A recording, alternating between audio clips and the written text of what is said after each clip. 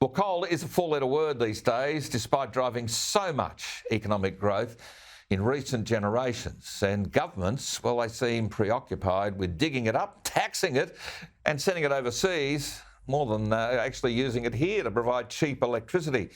Queensland Senator Paul Scarr, well, he was in the business of working and trading across coal and gas sectors before he entered Parliament in 2019. He knows his stuff. I'm pleased to say he joins me right now. I mean, Paul Scarr, what are the consequences of these recent rush decisions by the Albanese government? Well, Gary, the consequences are disastrous, especially in the medium term and the long term. I actually keep a book under my seat in the Senate called Basic Economics by Dr. Thomas Sowell.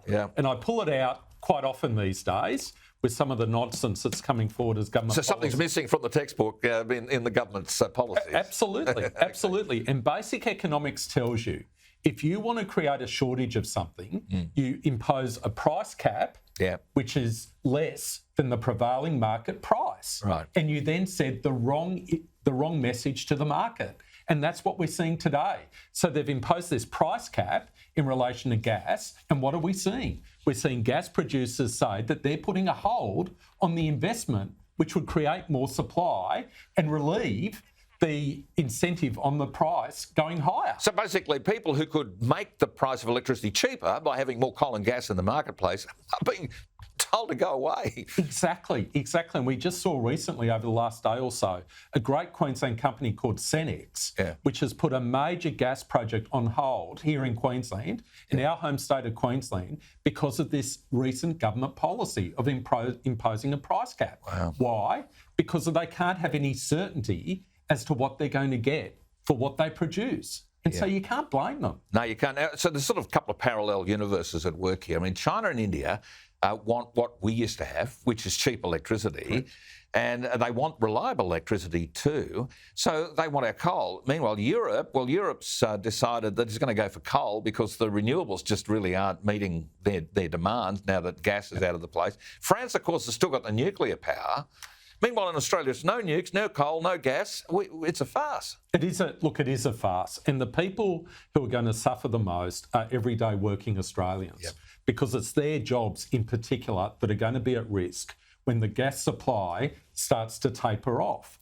Because if you've got a choice, and these international gas companies have a choice, do they invest $1 of a capital in Australia or do they invest it somewhere else? And that was your day job before you went to the Senate? That was my day job, Gary. I travelled around the world and looked at whether or not our companies should invest in Mexico, in Chile, in Botswana.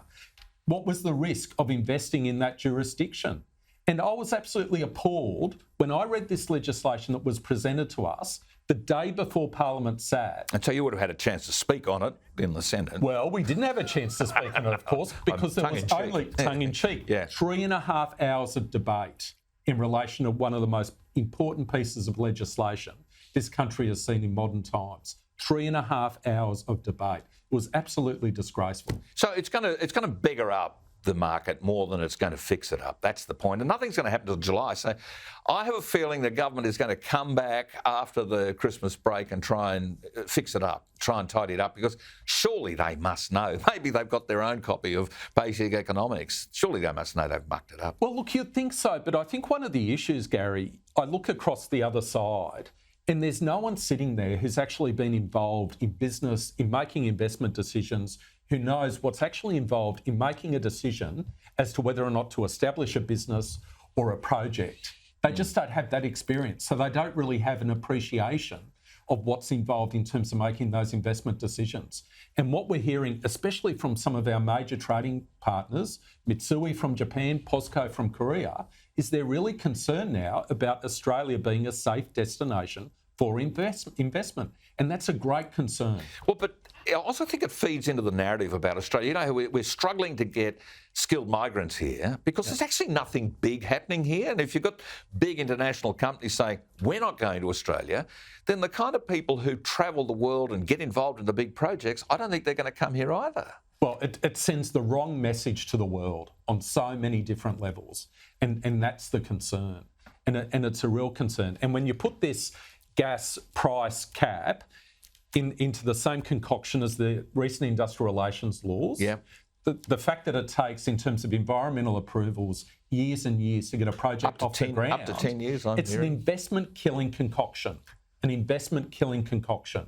And as I say, everyday working Australians are going to be the ones who suffer. So, Paul Scarr, when will the reality show? Is it going to be higher prices or is it going to be less supply of electricity? Those brownouts, they're coming. Everybody tells me that the system is not going to actually deliver the electricity we're used to. Absolutely. And, unfortunately, this government has not learned the history from the world. I mean, a lot of these things have been tried in other countries. There's not much new under the sun, right? These policies have been tried.